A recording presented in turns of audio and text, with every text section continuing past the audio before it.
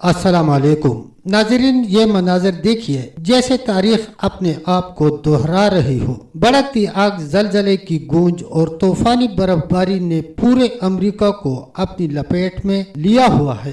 ہر طرف تباہی ہی تباہی پھیلی ہوئی ہے، جیسے وقت نے پھر قوم سمود کے تباہ شدہ میدانوں کا عکس دنیا کے سامنے رکھ دیا ہو۔ یہ مناظر صرف قدرتی آفات نہیں بلکہ معلوم ہوتا ہے جیسے قدرت اپنی طاقت کا اظہار کر رہی ہو۔ امریکی ریاست لاس اینجلس میں لگی آگ کا آج چھٹا دن ہے، لیکن آگ ہے کہ بڑھتی ہی چلی جا رہی ہے۔ دوسری طرف طوفانی ہواؤں نے جلتی پر تیل کا کام کیا، جس سے آگ مزید علاقوں تک پھیل گئی ہے اور آگ نے مزید علاقوں کو اپنی لپیٹ میں لے لیا ہے۔ اب تک امریکی حکومت آگ سے ہونے والے نقصانات بتانے سے قاصر ہے۔ ایک اندازے کے مطابق آگ سے ہونے والے نقصانات کا تخمینہ 160 ارب ڈالر سے کہیں زیادہ ہے اور بڑھتا جا رہا ہے۔ وہ امریکہ جو کہ اپنے آپ کو ناقابل تسخیر سمجھتا تھا اور قوم عاد و سمود کی طرح طاقت اور تکبر کی انتہا بلندیوں پر تھا،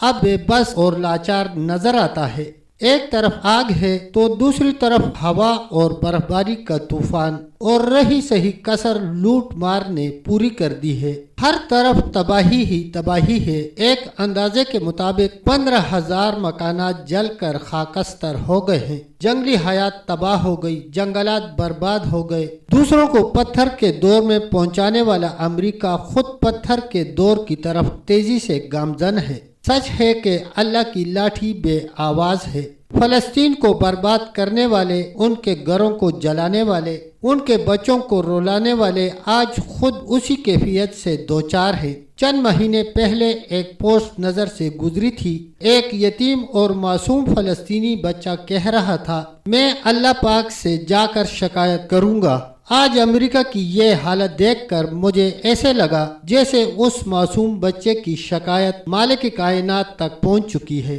امریکی عوام کے اس دکھ پر ہمیں خوش نہیں ہونا چاہیے۔ بس ایک بات ذہن میں رہے کہ اللہ پاک کے ہاں دیر ہے اندیر نہیں۔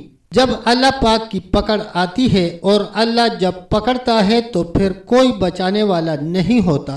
حیرانی کی بات یہ ہے کہ امریکہ میں آگ بجھانے کے لیے پانی ناپید ہے۔ اس وقت امریکہ میں شدید برف باری ہو رہی ہے اور تیز ہوائیں چل رہی ہیں اور آگ کے بگولے آگ کی شدت کو بڑھا رہے ہیں۔ یہ آگ کس نے لگائی اور کس مقصد کے لیے لگائی؟ اس کے پیچھے ضرور ان شیطانی طاقتوں کا ہاتھ ہوگا جو دنیا کا سکون برباد کرنے پر تلی ہوئی ہیں۔ یہ جاننا امریکہ کے لیے اور ساری دنیا کے لیے بہت اہمیت رکھتا ہے، کیونکہ اس آگ میں جن لوگوں کا نقصان ہوا، جن کے گھر جلے اور جائیدادیں برباد ہوئیں، وہ سب متوسط طبقہ کے ہیں، اور جو جاننے والے تھے وہ لوگ آگ سے مہینہ دو پہلے اپنا گھر وغیرہ بیچ کر علاقہ سے چلے گئے تو کسی نے اپنی جائیداد اور گھر کے بدلے بینک سے قرضے لے لیے۔ سوال یہ پیدا ہوتا ہے کہ اس آگ سے فائدہ کس کو ہوا؟ یہ جاننے کے لیے ہمارے ساتھ رہیے گا۔